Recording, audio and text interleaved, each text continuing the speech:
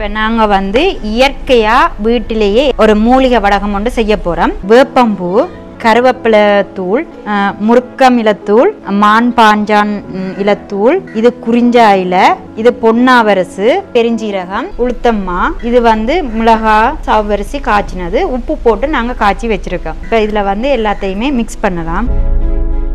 நல்லா மிக்ஸ் பண்ணிவிட்டு இதுக்கு தேவையான அளவு தண்ணி விட்டு இதை வந்து ஒரு ரொட்டி மாண்ட பதத்துக்கு எடுத்தீங்கன்னா ஓகே. இதை வந்து நாங்கள் சின்னதாக கொஞ்சம் உங்களுக்கு தேவையான அளவுக்கு எடுத்து உருட்டிட்டு லைட்டாக அப்படி ப்ரெஷ் பண்ணிவிட்டு அப்படி ரையரில் நீங்கள் காய வைப்பீங்களான்னா 2 நாள், இதே நீங்கள் நார்மலாக சூரிய ஒளியில் வைப்பீங்கன்னு சொன்னால் 4 நாளில் உங்களுக்கு ஓகேவா வந்துடும். எண்ணெயில் போட்டு பொரித்து சாப்பிட்டீங்கன்னு சொன்னால் உங்களுக்கு எந்த வருத்தமும் இருக்காது. எல்லா வருத்தத்துக்கான மூலிகையும் இந்த வடகத்தில் இருக்குது.